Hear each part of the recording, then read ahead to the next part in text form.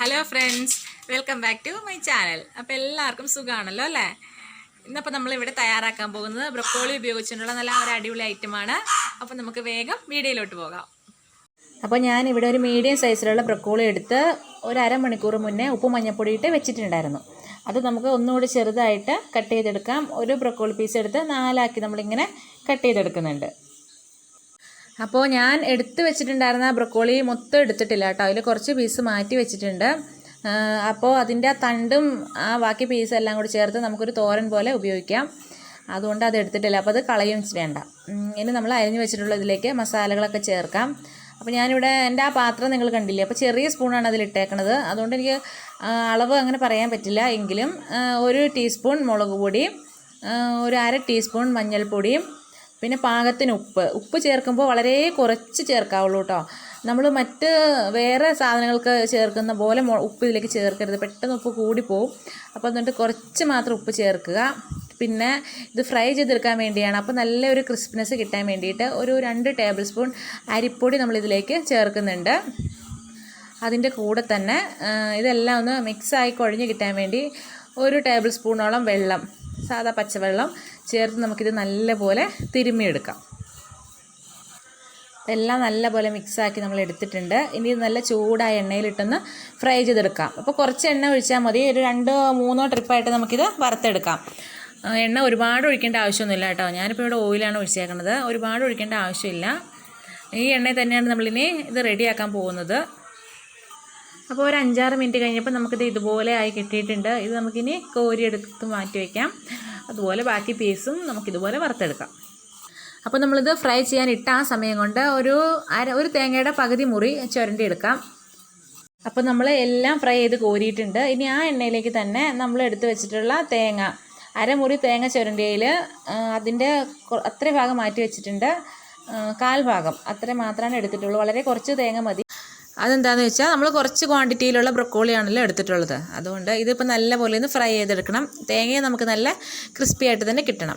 അപ്പോൾ ഇത് റെഡിയാക്കുന്ന ഒപ്പം തന്നെ നമുക്ക് ഇനി ഒരു 3 സവാള അരിഞ്ഞെടുക്കുകയും ചെയ്യണം. 3 സവാള, ഒരു കുഞ്ഞ് കഷ്ണം ഇഞ്ചി ചതച്ചും വേണം. അപ്പോൾ ഇത് അവിടെ നിന്ന് റെഡിയാകുന്ന സമയം കൊണ്ട് നമുക്ക് അത് വേഗം ചെയ്തെടുക്കാം. അപ്പോൾ തേങ്ങ നമ്മൾ നല്ലപോലെ വറുത്തെടുത്തു. അപ്പോൾ അത് നല്ലപോലെ എണ്ണ പോയതിന് ശേഷം നമുക്ക് കോരിയെടുക്കാം. പിന്നെ ഇപ്പോൾ ഇവിടെ നല്ല മഴ പെയ്യുന്നുണ്ട് കേട്ടോ. നിങ്ങൾക്ക് മഴയുടെ ശബ്ദം കേൾക്കാൻ പറ്റുന്നില്ലേ? ഒരു പ്രത്യേക ഫീലല്ലേ മഴയുടെ ശബ്ദം കേൾക്കുമ്പോൾ? അത് പ്രത്യേകിച്ച് നമ്മൾ ഓടിട്ട വീട്ടിലൊക്കെ താമസിക്കുകയാണെങ്കിൽ മഴയുടെ ശബ്ദം കേൾക്കുമ്പോൾ ഒരു പ്രത്യേകതയുണ്ട്.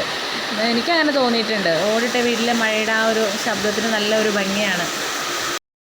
അപ്പോൾ തേങ്ങ നമ്മൾ ഇതുപോലെ വറുത്ത് അത് മാറ്റി വെച്ചിട്ടുണ്ട്. ഇനി ഈ എണ്ണയിലേക്ക് തന്നെ നമ്മൾ അരിഞ്ഞ് വെച്ചിട്ടുള്ള സവാളയും ചെറിയ കഷ്ണം ഇഞ്ചി നമുക്ക് ഇട്ട് കൊടുക്കാം.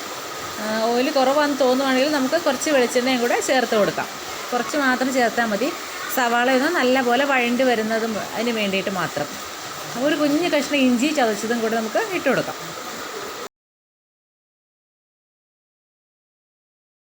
ഇത് നമുക്ക് സവാളയും ഇഞ്ചിയും കൂടെ നല്ലപോലെ ഒന്ന് വഴറ്റിയെടുക്കാം. നല്ലൊരു പേസ്റ്റ് രൂപത്തിൽ ആകുവാണെങ്കിൽ അതായിരിക്കും നല്ലത്.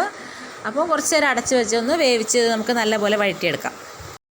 അപ്പോൾ ഇവിടെ സവാളയും ഇഞ്ചിയും നല്ലപോലെ വഴണ്ടി വന്നിട്ടുണ്ട്. അതിലേക്ക് കുറച്ച് കറിവേപ്പില ഇട്ട് കൊടുത്തു. കറിവേപ്പില ആദ്യം ഇട്ട് കൊടുക്കണം കേട്ടോ. ഞാൻ കറിവേപ്പില ഉള്ള കാര്യം മറന്നുപോയി, അതുകൊണ്ട് ഇപ്പോഴാണ് ഇട്ടത്.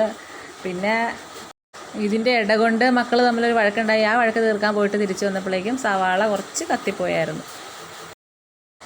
ഇത് നമുക്ക് വഴറ്റിയ സവാളയിലേക്ക് ഉള്ള മസാലകൾ ചേർത്ത് കൊടുക്കാം. അപ്പോൾ ഒരു മല്ലിപ്പൊടി ഒരു 2 ടേബിൾ സ്പൂൺ, മുളക് പൊടി 1 ടീസ്പൂൺ, മഞ്ഞൾപ്പൊടി 1/4 ടീസ്പൂൺ, പിന്നെ കുറച്ച് ഗരം മസാല. പിന്നെ അതൊക്കെ ഓരോരുത്തരുടെ ടേസ്റ്റ് അനുസരിച്ച് മസാലകളൊക്കെ അങ്ങോട്ടും ഇങ്ങോട്ടും മാറ്റം വരുത്താം. അപ്പോൾ മസാലകളെല്ലാം ചേർത്ത് നമ്മൾ നല്ലപോലെ ഒന്ന് വഴറ്റി മസാല ഒന്ന് ഇത്തിരി കൂടെ ഒരു കുഴമ്പ് പാകത്തിന് വരാൻ വേണ്ടിയിട്ട് നമ്മൾ അതിലേക്ക് 1 ഗ്ലാസ് വെള്ളവും ചേർത്ത് റെഡിയാക്കുന്നു. കുറച്ചും കൂടെ ചാറ് വേണം എന്നുള്ളവർ കുറച്ചും കൂടെ വെള്ളം ചേർക്കാം കേട്ടോ. ഇവിടെ ഞാൻ നല്ല തിക്കായിട്ടുള്ള കറിയാണ് ഇവിടെ റെഡിയാക്കുന്നത്. ഇവിടെ വീട്ടിലെല്ലാവർക്കും ഇഷ്ടം ഇങ്ങനെ വെള്ളം ചേർക്കാതെ വെക്കുന്നതാണ്. അപ്പോൾ ഇതെല്ലാം കൂടെ ഒന്ന് മിക്സ് ആകാൻ വേണ്ടിയാണ് നമ്മളിവിടെ അത്രയും വെള്ളം ഒഴിച്ചത്. ഇപ്പോൾ ഈ ഗ്രേവിയിലേക്ക് പാകത്തിന് ഉപ്പ്, അപ്പോൾ നമ്മൾ ഉപ്പ് ഇതുവരെ ഇട്ടില്ലായിരുന്നു. ബ്രൊക്കോളി ഫ്രൈ ചെയ്യാൻ വേണ്ടി മാത്രമുള്ള ഉപ്പാണ് ഇട്ടിട്ടുണ്ടായിരുന്നുള്ളൂ. അപ്പോൾ അതനുസരിച്ച് ഉപ്പ് നമ്മളിതിലേക്ക് ചേർക്കാം. ഉപ്പ് ചേർത്ത് നല്ലോണം ഇളക്കി എടുക്കുക. ഇനി നമ്മൾ ആദ്യം വറുത്ത് വെച്ചിട്ടുള്ള ആ തേങ്ങ ഉണ്ടല്ലോ അത് ഈ തിക്കായിട്ടുള്ള ഈ ഗ്രേവിയിലേക്ക് ഇട്ട് കൊടുത്ത് ഒന്ന് മിക്സ് ചെയ്തെടുക്കാം. അതിൻ്റെ കൂടെ ആദ്യം വറുത്ത് വെച്ചിട്ടുള്ള ബ്രക്കോളി പീസുകളും നമുക്ക് ഇട്ട് കൊടുക്കാം. അത് നല്ലപോലെ മിക്സ് ചെയ്തെടുക്കാം കേട്ടോ. ബ്രക്കോളി പീസ് ഇട്ടതിന് ശേഷം ഒരു 2-3 മിനിറ്റ് നമ്മൾ നല്ലപോലെ ഒന്ന് ഇളക്കി കൊടുത്തുകൊണ്ടേ ഇരിക്കുക. അതിനെ ഒന്ന് നമ്മൾ റോസ്റ്റ് ചെയ്തെടുക്കുക. അതിൻ്റെ വെള്ളത്തിൻ്റെ അംശമൊക്കെ ഒന്ന് കളഞ്ഞ് നല്ലപോലെ റോസ്റ്റ് ചെയ്തെടുക്കുക. അപ്പോൾ ഇത്ര ആയിക്കഴിഞ്ഞാൽ നല്ല അടിപൊളിയായിട്ടുള്ള ബീഫ് ഫ്രൈഡ് അതേ ടേസ്റ്റ് ഉണ്ടാവും നമുക്ക് ഈ ബ്രക്കോളി റോസ്റ്റിനും. അപ്പോൾ എല്ലാവരും ഒന്ന് ട്രൈ ചെയ്ത് നോക്കുക. പിന്നെ ബ്രക്കോളി നിങ്ങൾക്ക് കിട്ടിയില്ല എന്നുണ്ടെങ്കിൽ കോളിഫ്ലവർ എടുത്താലും മതി.